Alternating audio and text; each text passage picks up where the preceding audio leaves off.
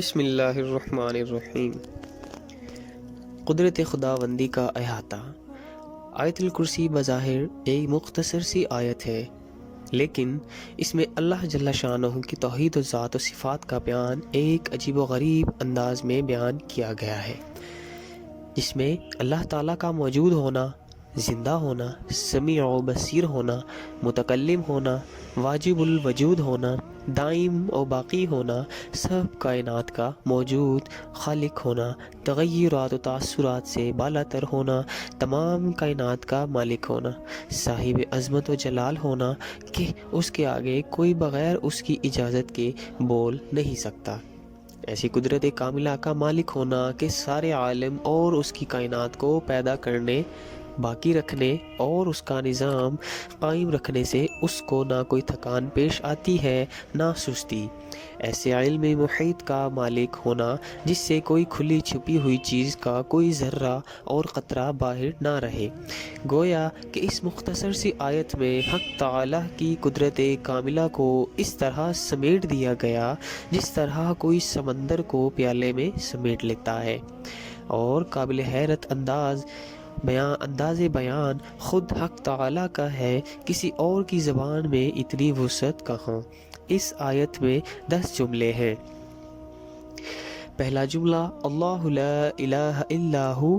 اس جملہ میں لفظ اللہ اس میں ذات ہے، جس کے معنی ہے کہ وہ ذات جو تمام کمالات کی جامع اور تمام نقائص سے پاک ہے۔ اس جملہ میں اس بات کا بھی بیان ہے کہ قابل عبادت اس کی ذات کے سوا کوئی اور نہیں۔ دوسرا جملہ ہے الحی القیوم ہے۔ عربی زبان میں الحی زندہ کو کہتے ہیں، یعنی اللہ ہمیشہ زندہ رہنے والا ہے، وہ موت سے بالا تر ہے۔ قیوم قیام سے نکلا ہے، قیام کے معنی کھڑے ہونے کے ہیں، قیوم اور قیام کے صیغے ہیں، مطلب یہ ہے کہ وہ خود قائم رہ کر دوسروں کو قائم رکھتا ہے اور سنبھالتا ہے۔ قیوم حق تعالیٰ کی خاص صفت ہے جس میں کوئی مخلوق شریک نہیں ہو سکتی، کیونکہ جو چیزیں خود اپنے وجود اور بقا میں کسی دوسرے کی محتاج ہوں وہ کسی اور کو کیا سنبھال سکتی ہے، اس لیے کسی انسان کو قیوم کہنا جائز نہیں۔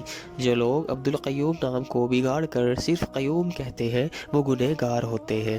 اللہ جل شانہ کے اسماء صفات میں حی و قیوم کا مجموعہ بہت سے حضرات کے نزدیک اس میں اعظم ہے۔ حضرت علی رضی اللہ تعالی عنہ فرماتے ہیں کہ غزوہ بدر میں ایک وقت میں نے یہ چاہا کہ حضور صلی اللہ علیہ وسلم کو دیکھوں کہ آپ کیا کر رہے ہیں۔ قریب پہنچا تو دیکھا کہ آپ صلی اللہ علیہ وسلم سجدے میں پڑے ہوئے ہیں، یا حیو یا قیوم، یا حیو یا قیوم کی تکرار کر رہے ہیں۔ تیسرا جملہ ہے لا تأخذہ سنۃ ولا نوم۔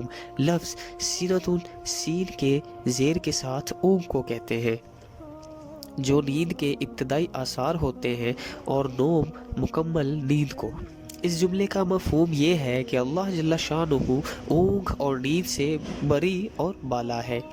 پچھلے جملے میں لفظ قیوم نے جب انسان کو یہ بتلایا کہ اللہ جل شانہ نے سارے آسمانوں، زمینوں اور ان میں سمانے والی کائنات کو تھامے اور سنبھالے ہوئے ہیں، اور ساری کائنات اسی کے سہارے قائم ہے، تو ایک انسان کا خیال اپنی جبلت و فطرت کے مطابق اسی طرف جانا ممکن ہے کہ جو ذات پاک اتنا بڑا کام کر رہی ہے اس کو کسی وقت تھکان بھی ہونی چاہیے، کچھ وقت آرام اور نیند کا بھی ہونا چاہیے۔ اس دوسرے جملے میں محدود علم و بصیرت اور محدود قدرت رکھنے والے انسان کو اس پر متنبہ کر دیا کہ حق تعالیٰ کو اپنے اوپر یا دوسری مخلوقات پر قیاس نہ کرے، اپنے جیسا نہ سمجھے، وہ مثل و مثال سے بالا تر ہے۔ اس کی قدرت کے سامنے یہ سارے کام نہ کچھ مشکل ہے نہ اس کے لیے تھکان کا سبب ہے، اور اس کی ذات پاک تمام تاثرات اور تھکان و تعب سے اور اونگ اور نیند سے قطعی طور پر بالا تر ہے۔ چوتھا جملہ ہے لہو ما فی السماوات و ما فی الارض۔ اس کے شروع میں لفظ لا کا لام تملیک کے لیے ہے، جس کے معنی یہ ہوئے کہ تمام چیزیں جو آسمانوں یا زمینوں میں ہیں سب اللہ تعالیٰ کی مملوک ہیں، وہ مختار ہے، جس طرح چاہے اس میں تصرف فرما دے۔ 5واں جملہ من ذا الذی یشفع عندہ الا باذنہ، یعنی ایسا کون ہے جو اس کے آگے کسی کی سفارش کر سکے بغیر اس کی اجازت کے۔ اس میں چند مسائل بیان فرما دیے ہیں۔ اول یہ کہ جب اللہ تعالیٰ تمام کائنات کا مالک ہے، کوئی اس سے بڑا اس کے اوپر حاکم نہیں، تو کوئی اس سے کسی کام کے بارے میں باز پرس کرنے کا بھی حقدار نہیں، اور جو حکم جاری فرمائے اس میں کسی کو چوں چراں کی مجال نہیں۔ ہاں، یہ ہو سکتا تھا کہ کوئی شخص کسی کی سفارش و شفاعت کرے، سو اس کو بھی واضح فرما دیا کہ بارگاہ عزت و جلال میں کسی کو دم مارنے کی مجال نہیں۔